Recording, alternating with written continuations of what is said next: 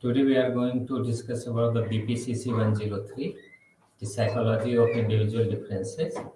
And today we are going to cover three units. In Block 3, Unit 1, Unit 8, that is Indian Thoughts in Psychology. Block 4, Motivation and Creativity. And we have seen that in this BPCC 103 there are 5 blocks and 10 units. And today we are going to discuss these 3 units: concepts of self in Indian thoughts, motivation, and creativity. So let us see the concept of self in Indian thoughts. So in this unit, we'll discuss about the self identity and self concept in Western psychology, self identity and self concept in Indian psychology, development of self and identity as per Indian traditions, and the concept of self in relation to Indian family and culture.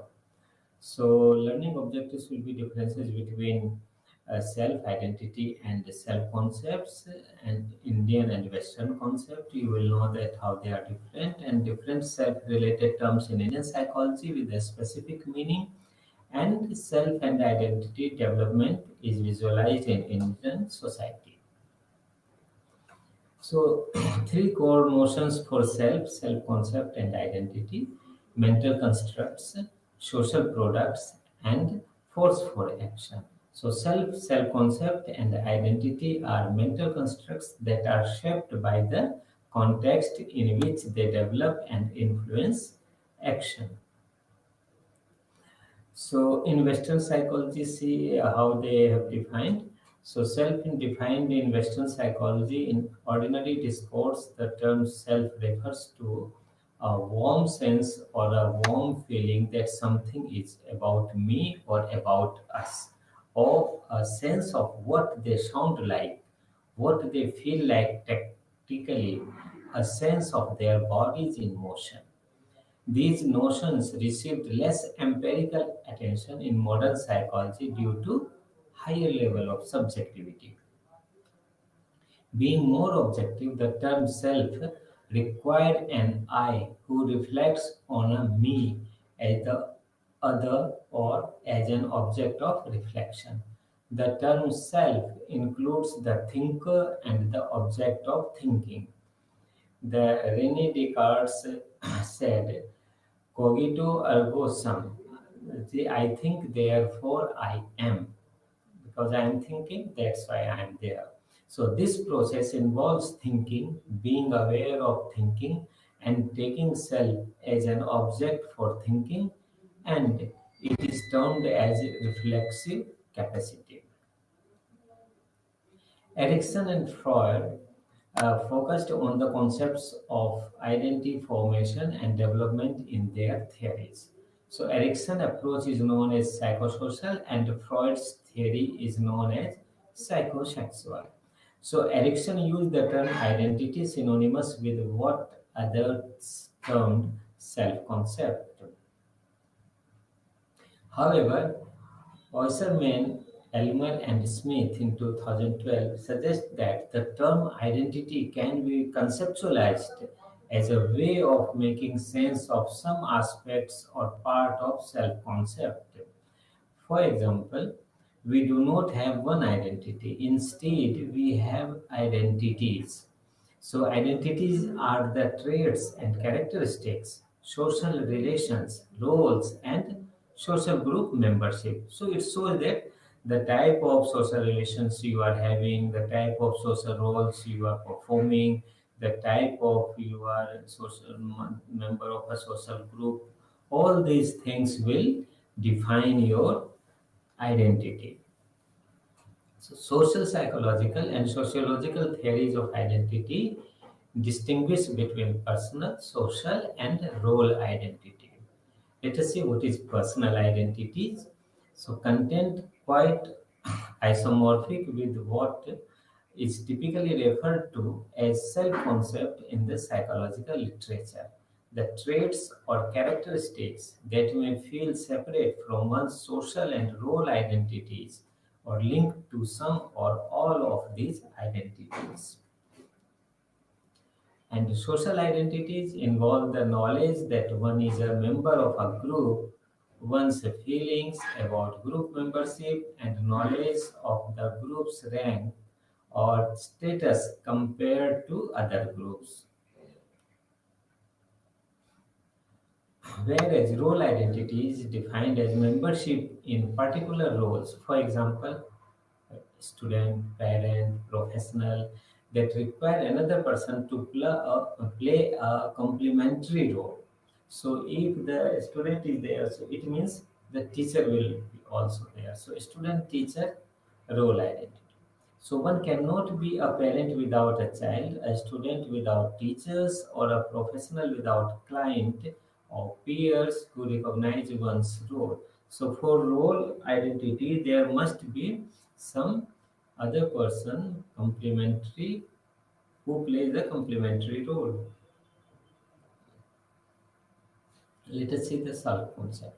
Self concept is described variously as what comes to mind when one thinks of oneself, one's theory of one's personality, and what one believes is true of oneself. So this way, the many psychologists and sociologists have defined self-concept. So they are used to make sense of the world, focus attention on one's goal, and protect one's sense of basic worth. I and me are the contents of self-concept. So self-concept is basically related to one's sense of basic worth. Now see the self-identity and self-concept in Indian psychology. Self-identity and self-concepts are viewed differently in different cultures. In Indian psychology, those who represent our spiritual side, such as Atma, Purusha, Jiva, Jivatma, and so on, and those who are conceptual, just such as Aham, Ahamkara, Ahambhava, Abhimana, and Asmita. So all these things are explained as self-concept in Indian psychology. Spiritual terms. So Indian culture differentiates between Deha and Jiva. Deha means body, Jiva means the energy which keep your body alive. So Shraddha Karma, rituals of death, which is called in Shraddha, or the rituals done after the uh, death of someone in the family. So Shraddha Karma, rituals of death, has two portions. One for the dead body before it is cremated, and other is for Jiva to facilitate its journey further. So like till the dead body is there, it is not cremated. It was called pretatma, or so once it is cremated, it becomes both.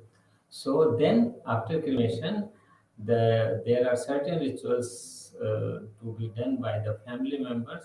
So the jeev of that dead body, the body which was left, so the jeev of that body may enjoy future life. So the life of the future life is based, or the future journey is based on the past karmas. So let us see what is Atma. So it is frequently used to represent self, Atma. So there are many words related to it. Atma Sakshatkar, Atma Sakshatkar, self-realization, Atma Jnana, self-knowledge, Atma Sthirya, self-determination or grit, Atmabhimana, self-respect, Atma Abhiman, so that is self-respect, Atma Samarpana, that is self-surrender, and so on. So Atma is used to describe so many things about the self. Among them, Atma Sakshatkara and Atma Jnana often refers to spiritual experiences. Atma Sakshatkar means knowledge about oneself, about the world, about the God, about the life of other person. So it's called Atma Sakshatkar.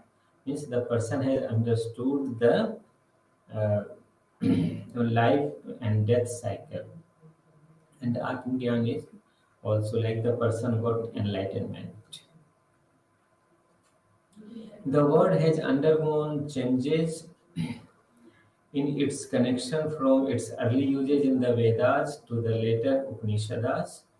So, the origin of the word Atma remains obscure, and Vedic Atman may be an alternative expression for prana or asu, both of which indicate life, prana.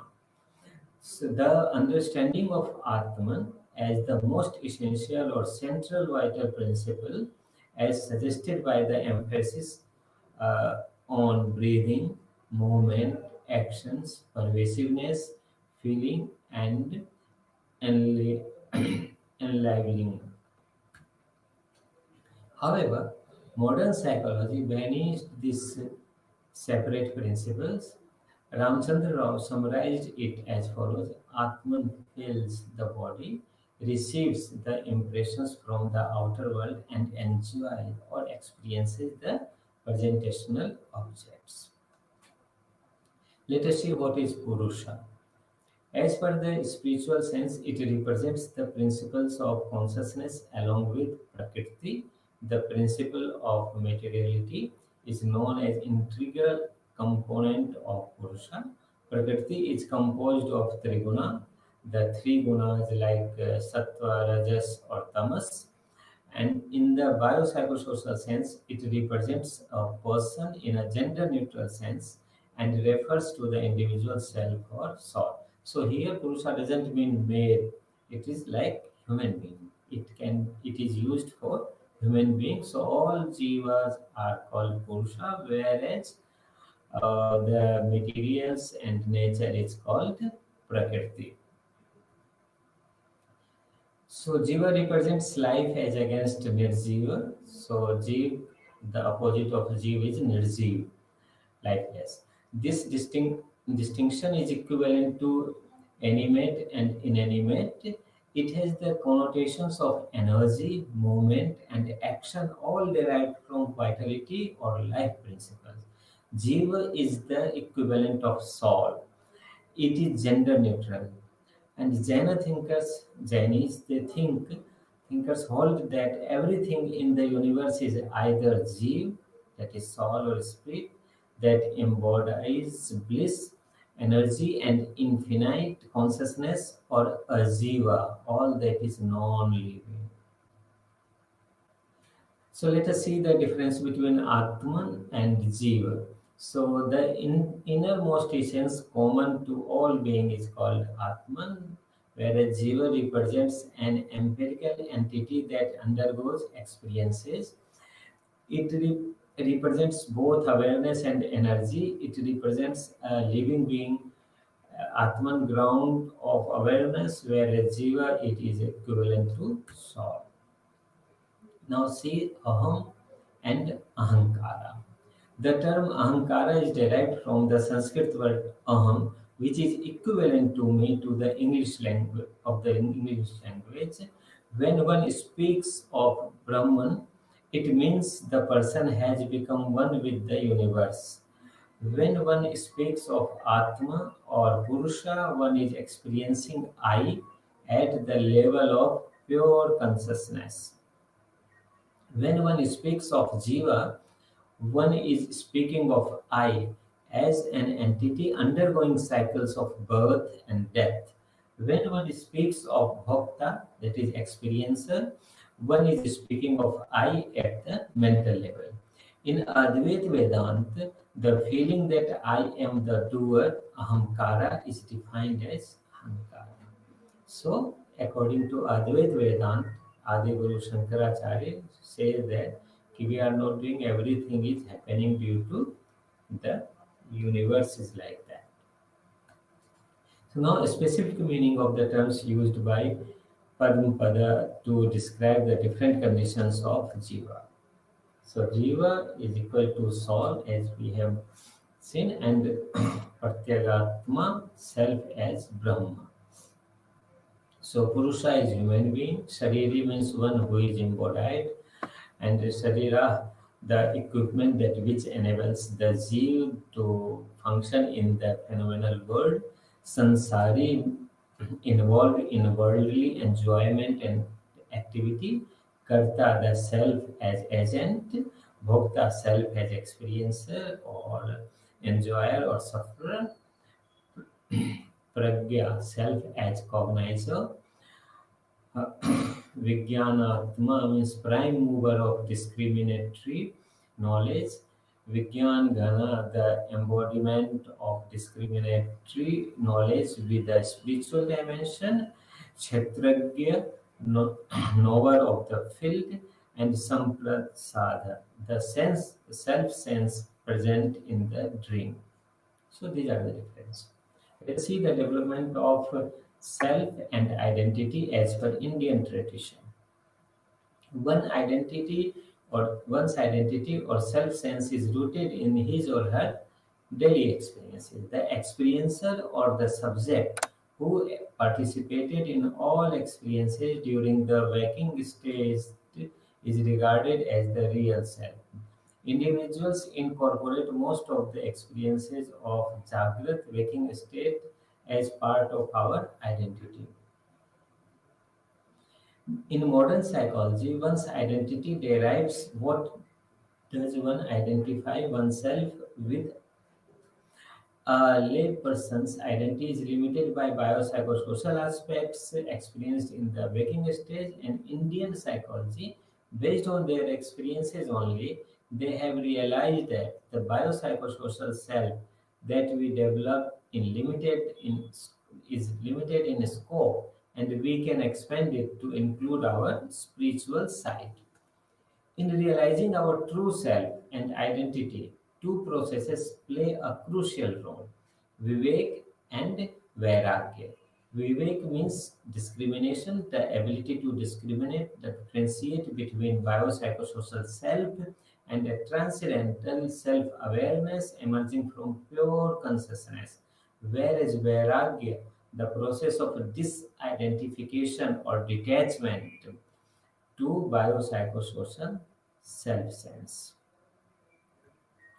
The concept of self in relation to Indian family and culture. Self and identity in Indian context are developed by a group or collectivist orientation. Our self concept is dominated more by elements of social and role identities rather than those of personal characters. In the same sense, in the same person there can be me and us aspect in the self. There can be four different ways of construing ourself in a relationship, like independent, interdependent, relational, and encompassing. Dharma and Kartavya played a significant role in our development of self and identity in Indian context. As we have already discussed about dharma and karma, nishkam karma, the four stages of life, as we have already discussed, called ashramas, as they are called, has its dharma and kartavya.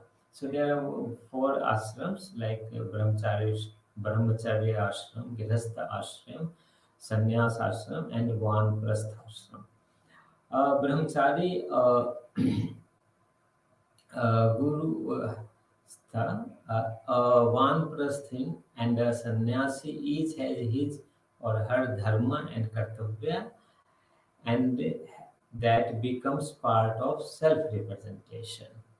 So brahmachari, grihasth, vanprasthin or a sannyasi each has different roles and different, according to their stage, different dharma and kartavya.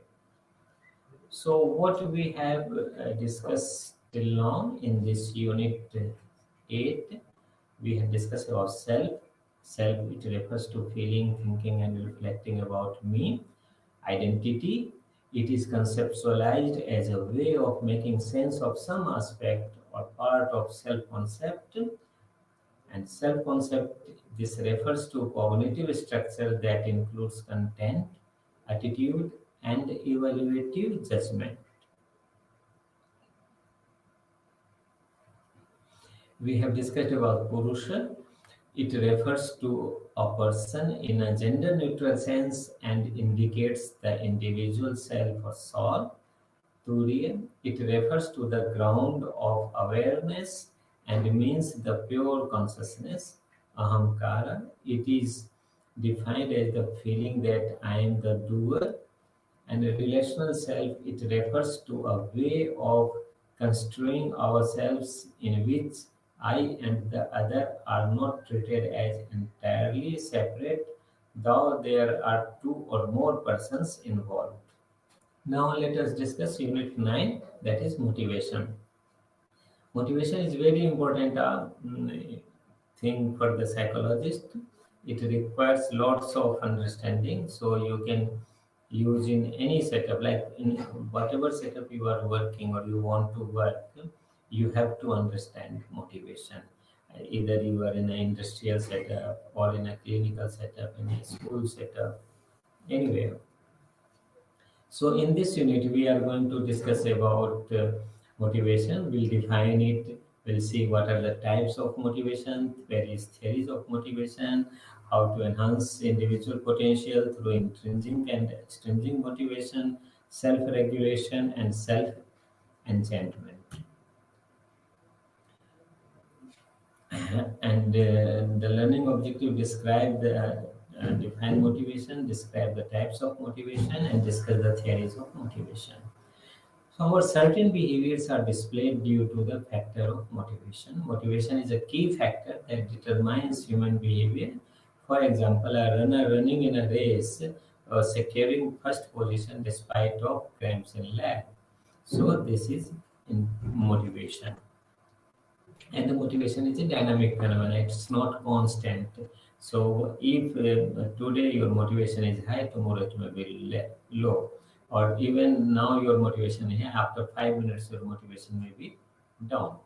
So let us see how to define motivation. Motivation is a factor that drives or pushes one in a certain direction or to behave in a certain way. It is a driving force, either physical or psychological. Latin word mover, which means to move. So motivation was created from the word mover. Morgan et al. Defined motivation as the driving and pulling forces which result in persistent behavior directed toward a particular goal. So motivation is an internal force that drives people into some action or behavior. It is a process having a goal-directed orientation. It is dynamic in nature, which energizes the person to pursue a goal. In the context of motivation, the three main terms that need to be discussed are need, drives, and incentives that contribute to motivation. So, what are the needs? So, needs are related to the biological states of cellular or bodily deficiency that lead to drives. For example, water, food, oxygen to survive. We also have cognitive needs and social needs. Drives the perceived states of tension that occurs when our bodies are deficient in some need, creating an urge to relieve the tension. Incentives. This is external or is a form of environment as opposed to the drive that are internal and plays a role in motivating behavior. So if you do something, you get incentives, so you become motivated to do such things more. Let us see the types of motivation.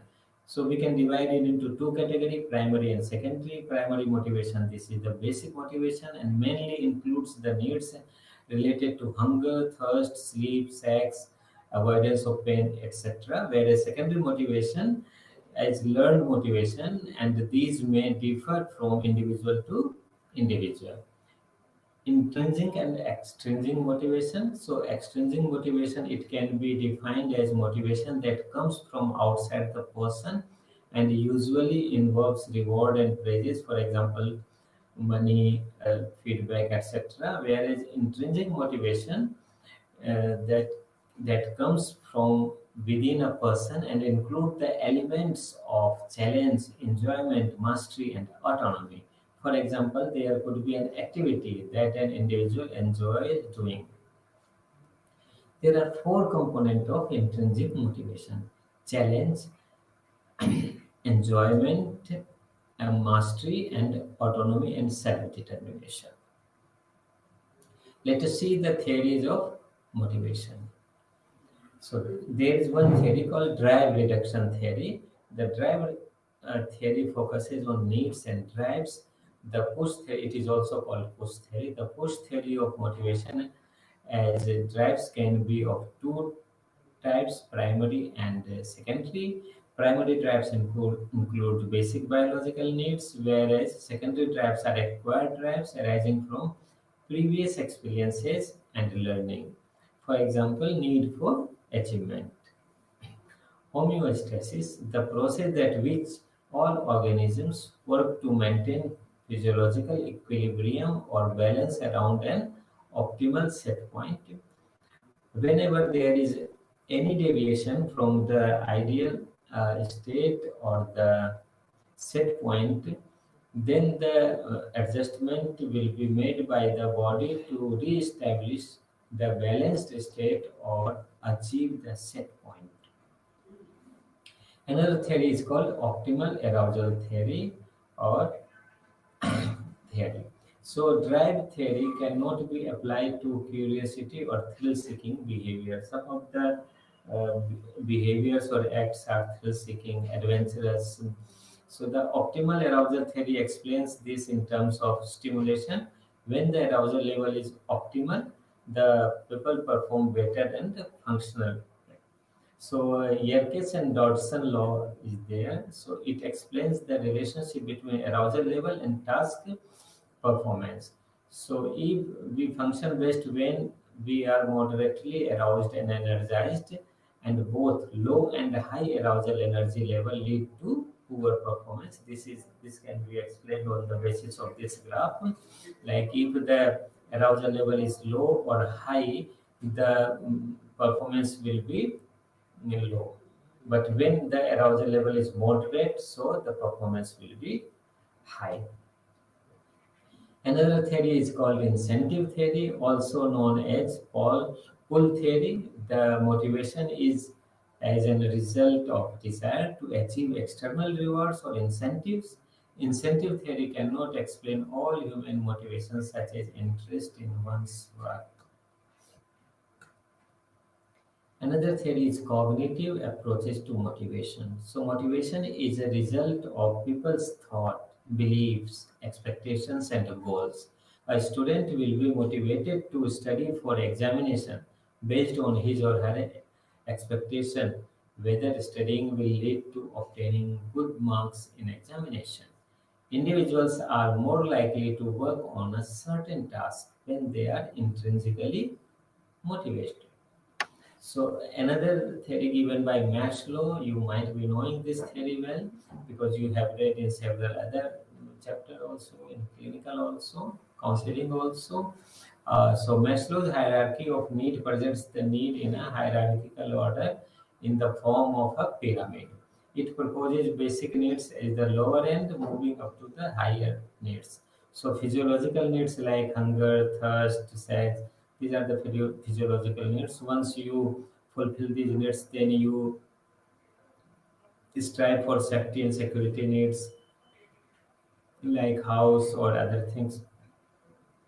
Then you strive for love and belongingness needs, friendship. Then you have esteem needs, and later on self actualization.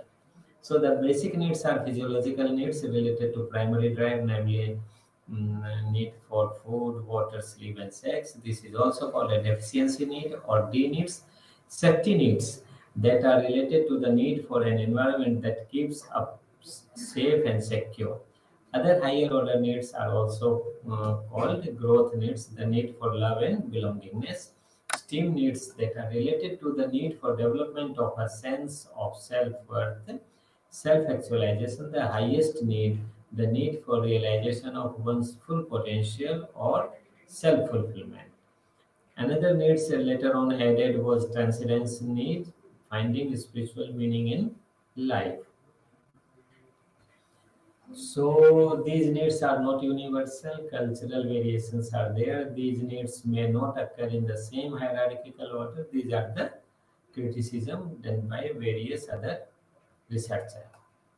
So Alderfer's ERG theory, the existence, relatedness, and growth theory, similar to Maslow's theory, existence need at the lowest level. These are the basic needs related to the physiological needs and safety needs come under existence need.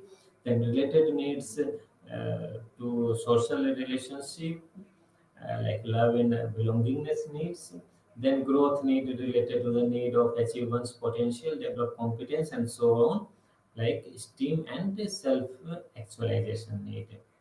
Another theory given by Hertzberg called two-factor theory, it states that satisfaction and dissatisfaction arise from hygiene factor and motivational factor. So let us see what are the hygiene factor and motivational factors. So hygiene factors are adequate working conditions, proper workload, good salary, good relationship with supervisors, peers, subordinates, security, and less satisfaction. And motivational factors are high salary and bonuses, achievement, promotion, recognition, responsibilities, advancement, and growth. So basically, this theory is more suitable in industrial setup. McClelland's acquired needs theory. So it was developed by David McClelland, and it highlights the three psychological needs: need for achievement, called NF, refers to the need to achieve or excel. Need for affiliation refers to the need to relate with others. They want to form close and intimate relationship with others. Need for power relates to the need to have an influence, impact, and control others. So it is basically highlighted the needs, role of the needs. Enhancing individual potential through intrinsic and extrinsic motivation. So there are so many potentials. So if motivation is there, so potentials can be used. So if motivation not there, we have to enhance the motivation. So ways to increase the intrinsic motivation. How to increase the motivation? So like creating challenges. So you can create your challenge. Like if you have got 60% marks, so set the target for getting 70% marks. So like you are creating challenge for yourself. Providing autonomy, eliciting curiosity, cooperation, competition, working towards a greater good or higher purpose. Creating challenge. While creating these challenges, it can be ensured that the activity or the goal assigned has some personal meaning to the individual. These goals or activities need to be challenging enough to display an uncertainty where the completion is possible but not absolutely certain. The feedback based on performance may help the individual understand his or her standing in the face of challenges. Providing autonomy, like individuals need to be provided with autonomy with assigning activities, tasks, or goals. Individuals perceive a relationship, cause and effect between the efforts put in by them and the desired results. The effect or the result also needs to be worth the effort. Also, the individuals are better intrinsically motivated when they feel that the activity that they are carrying out is not because they are forced to do it, but because they want to do it. Eliciting curiosity. Curiosity occurs when something in one's surrounding catches one's attention and the individual wants to know more about it. So that this like the teachers can like create or elicit curiosity among the students. So curiosity can be of two types: sensory curiosity, cognitive curiosity. Sensory curiosity is elicited when the individual finds something in his or her surrounding that catches his or her attention. Cognitive curiosity is elicited when an individual feels a need to learn more or gather more knowledge about the activity, object, or the event. Cooperation, intrinsic motivation is seen to increase when an individual is given an opportunity to cooperate with other individuals. This leads to feelings of satisfaction in the individual. Competition. The competition provides an opportunity to the individual to compare one's own performance with other individuals. This leads to an increase in intrinsic motivation, working towards a greater good or higher purpose. Now let us see the ways to increase the extrinsic motivation. Recognition. Recognition may increase in satisfaction and motivation. Reward and incentives, financial reward or non-financial rewards. Punishment, fear of being penalized, or may lead to following of safety of behavior by the individuals. External pressure, pressure from significant others in one's life, like parents, superiors, and so on, can also serve as extrinsic motivator. But the parents and others should keep this thing in mind. The pressure should be at the optimal level only, because otherwise, if it increases more, then the performance will become low. Over-justification effect, extrinsic motivation leads to interference with intrinsic motivation. For example, intrinsic motivation may decrease due to excessive extrinsic motivation or pressure. Now let us see the self-regulation. This is very important, and most of us should practice self-regulation. Control that one's have over oneself is called self-regulation. Capacity to control one's thoughts, feelings, and behavior. Self-regulation develops during childhood, and it is an important skill for children to develop emotional maturity as well as to maintain social relationships. Self-regulation can be emotional or behavioral. Emotional self-regulation denotes regulation of one's emotions, and behavioral self-regulation denotes behavior that will benefit the individual in long term and is consistent with one's values. Lack of adequate self-regulation has been linked to various problems like substance use, decreased academic achievements, financial problems, criminal behaviors, anger, poor physical health, etc. Following are the components of effective self-regulation. So you must know and try to practice these things. Standards. Standards denotes ideas or concept, including ideals, norms, expectations, moral principles, laws about how the things could be. And monitoring, evaluation of the behavior, one's own behavior, or keeping an eye on the behavior that one wants to control or regulate. Strength also can be explained in terms of willpower. This is directly linked with the self-regulation. Some of the techniques for self-regulation are discussed as follows. Cultivating self-awareness and self-monitoring helps in developing self-regulation.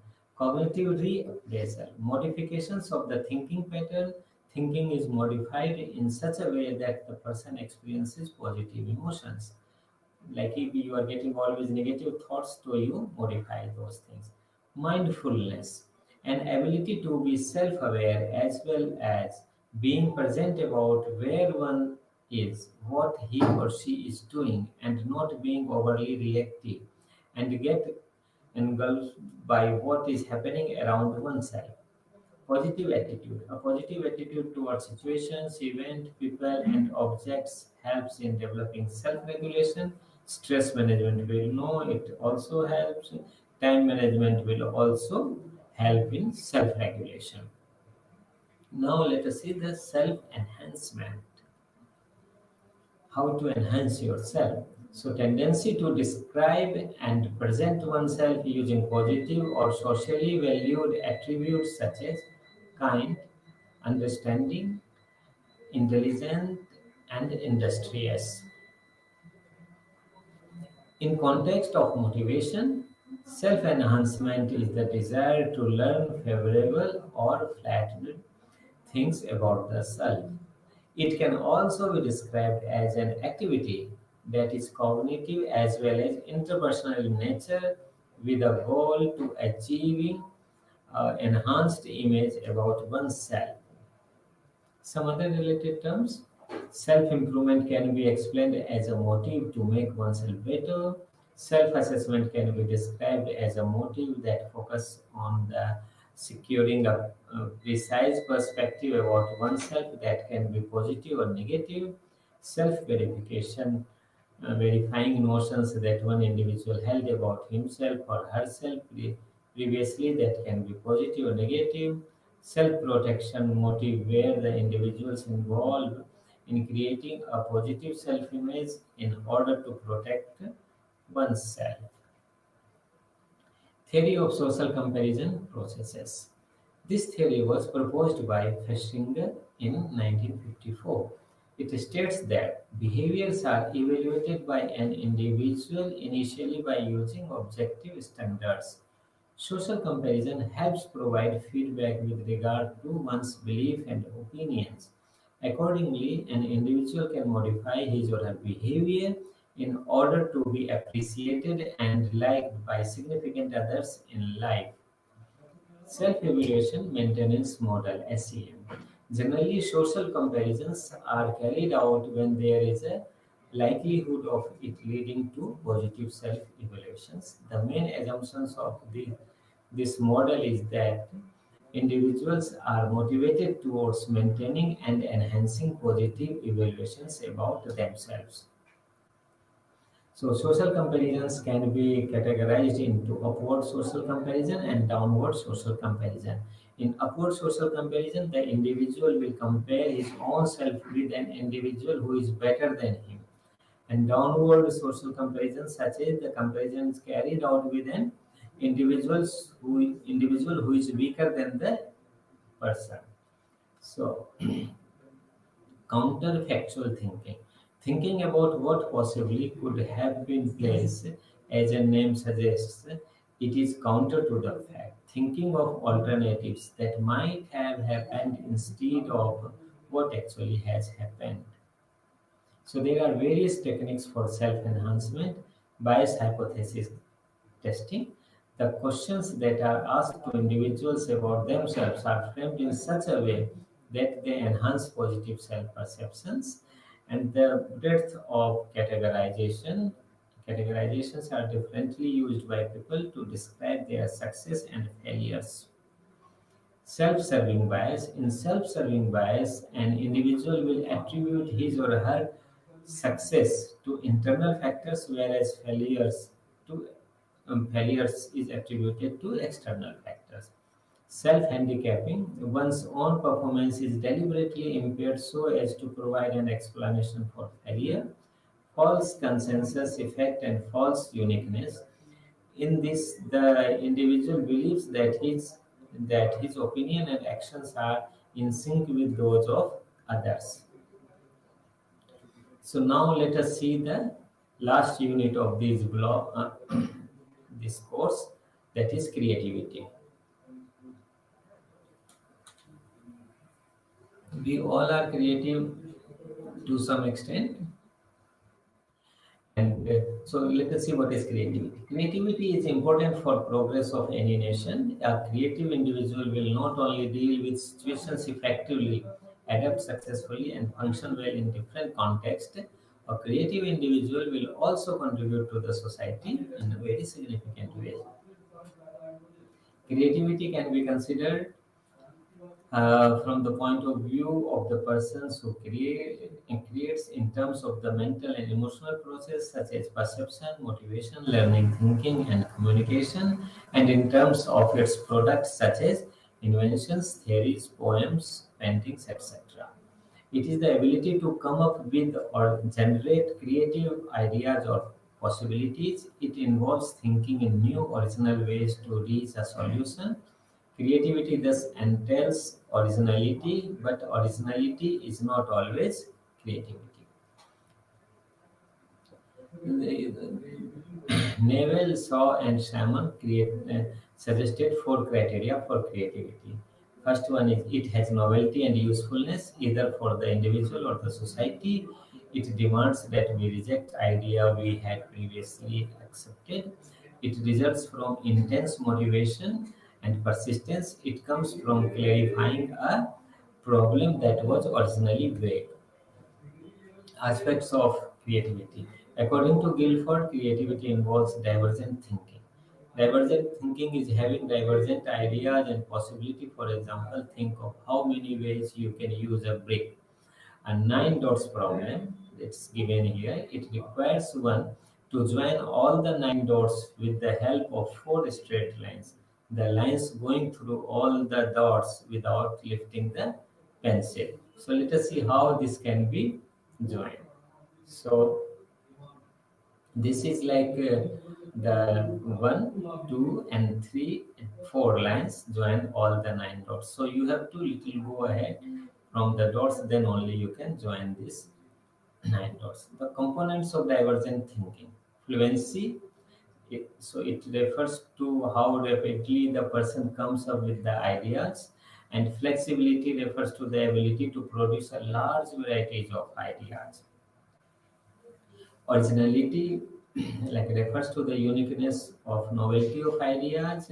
Elaboration, it involves the ability to develop and describe an idea such as consequences of a hypothetical event. What would happen if no sleep is required?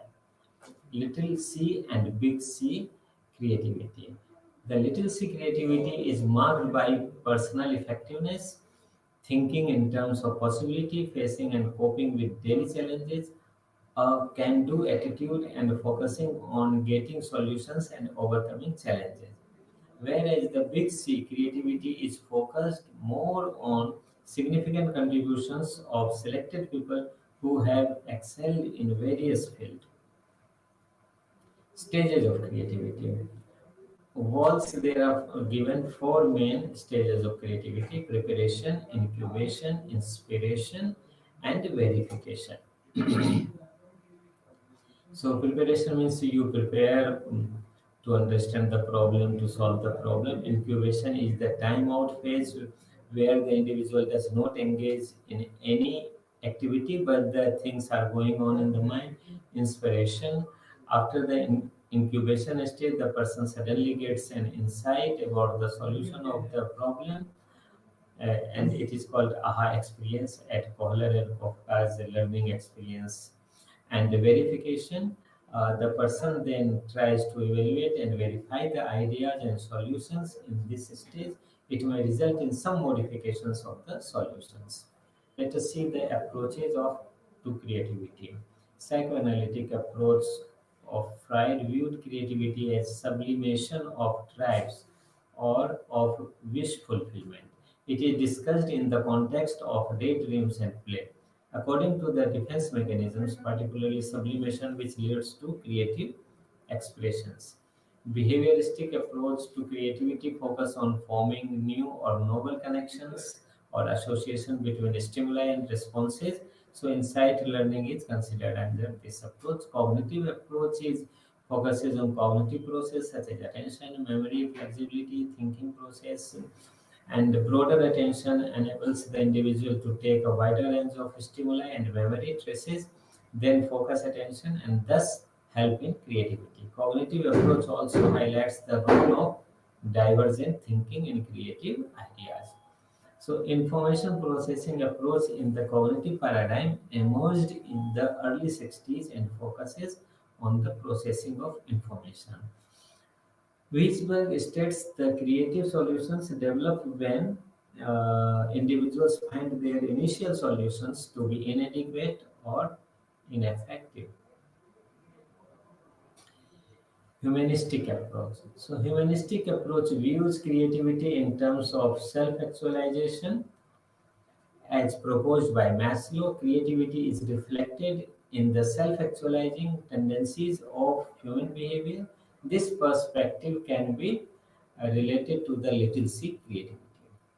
Rogers has identified three inner conditions for creativity and extensionality.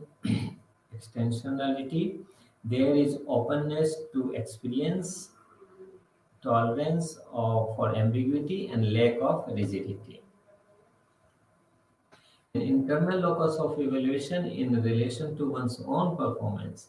They do not take others' judgment or criticism as the guiding criteria, but their own inner satisfaction from engaging in creative work as the motivating force for them, and the ability to play or to toy with the elements and concepts. They try to form new ideas, associations, and relationships between various remote aspects of elements. Differential approach. So the person approach to creativity focuses on the personality traits of the person relevant for creative behavior. It identifies the characteristics of creative people. The process approach refers to the mechanisms through which creativity occurs. It focuses mainly on the cognitive mechanisms underlying creativity thinking and behavior. For example, Guilford's divergent production ability. What is it? So the product approach to creativity puts emphasis on the final creative product which the individual has arrived at. It tries to identify the criteria or characteristic features of a creative product. The press approach focuses on the situation or the context in which the creative person and the creative process operates and the creative product is generated. The investment and confluence theory. It was proposed by Sternberg. Creativity is a confluence of six resources such as intellectual skills, knowledge, thinking styles, personality, motivation, and environment. This has implications for teaching the individual to use these resources, thereby increasing the creativity. So intellectual skills is basically uh, related to intelligence. So and the synthetic skills involve on going beyond conventional thinking and engaging in new diverse way of thinking. Analytical skills refers to the analyzing the ideas and weighing their relative values. Knowledge about the problem or a field is important. If you do not have enough information about the problem, new association between elements cannot be seen. Thinking style, it refers to the individual's ability to think along new ways and also to have the local as well as global perspective on the issue or problem. Personality, we all know that, so it will help in creativity, motivation. Creativity involves intrinsic motivation, we all know that, and environment plays very important role. So the five factors of intellectual skills, knowledge, thinking style, personality, and motivation are related to the person, whereas environment is an external factor. Now let us see the correlates of creativity. So creativity and intelligence. So we had already discussed in our earlier classes also about the intelligence when we were discussing about intelligence. So threshold hypothesis is there. So high intelligence does not guarantee creativity, but a certain level of intelligence, a particular threshold level, is required in order to be creative. And above average intelligence is necessary for high level of creativity. Sternberg and O'Hara have proposed five possible relationships between creativity. So, it's like creativity is part of intelligence, intelligence is part of creativity, creativity and intelligence viewed as identical sets, and creativity and intelligence as independent but overlapping constructs, and creativity and intelligence as completely unrelated set. So Guilford's structure of intellect model views the creativity as part of intelligence. In his model, divergent production ability is one of the several ability he has proposed. Gardner's theory of multiple intelligence views intelligence as the superset with creative contributions reflected in various areas such as music, language, etc. Sternberg's investment and confluence theory of creativity considers intelligence to be a part of creativity, and intelligence is one of the six resources which together determine creativity. So, personality trait of creative individuals. Let us see what are the personality traits. So, verbally fluent, enjoys engaging in intellectual matters, has wide variety of interest, has unconventional thinking, has aesthetic values, bold and courageous, and willingly takes risk and faces challenges. So, creativity and big five personality traits: a positive relationship of creativity with openness to experience, neuroticism and extraversion, and negative relationship of creativity with agreeableness and conscientiousness. So, these are the five personality traits, and it has been seen the relationship with the creativity, positive and negative. How to assess creativity? So divergent production test. So the most commonly used test for creativity contain open-ended items, and the assessing this test assess word fluency, additional fluency, associational fluency, uh, and so on. Another test is Torrance test of creativity, creative thinking. It consists of 7 verbal tests and based on many aspects of Guilford battery. And remote associates test is a test of magnetics, is based on their views of creativity as an ability to see relationship between ideas that are remote from each other. For example, what single word is related to the word square root, coffee, or and kitchen, like that. So such association between word group will re- require the individual to think in a novel and unique way. Then passive Usha test of creative problem solving. Then how to enhance the creativity. So creativogenic society, emotional and perceptual blocks, mental set, and functional fixedness. So propose that a society can promote or inhibit the creativity of its citizens by values and sources. So that's why he talks about the creative creativogenic society, which promotes the creativity. And the factors includes are like availability of the culture, openness to cultural stimuli, stress on becoming and not just being, free access to cultural media for citizens without discrimination, freedom, exposure to various things, tolerance, interaction of significant persons, and promotion of incentives and awards. So then our emotional and perceptual blocks may act as barrier. So mental set should be like perceiving so many things, and functional fixedness refers to the tendency to perceive things only in terms of their typical use of the creativity. Then the principles of fostering creativity.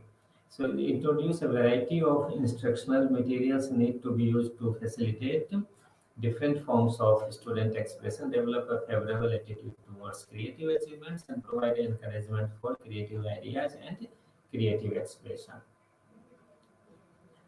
So few techniques used for enhancing creativity: divergent thinking, brainstorming, and synaptics. So divergent thinking, we all know, we have studied already. So and then brainstorming is basically a technique where people in a group setting are required to come up with as many as ideas. Four basic guideline for this group is like evaluation of the ideas with the held until later, thus ruling out criticism. And the wilder the idea, the better, the greater the number of ideas, the better. The people can combine two or more ideas proposed by others. So, cynetics, it is developed by Gordon. It encourages the use of analogies in creative thinking, and Greek word meaning like joining together of the different and apparently relevant elements. So four kinds of analogies can be seen. Okay, so we had seen all three units today. So hope you have understood the presentation. Thank you.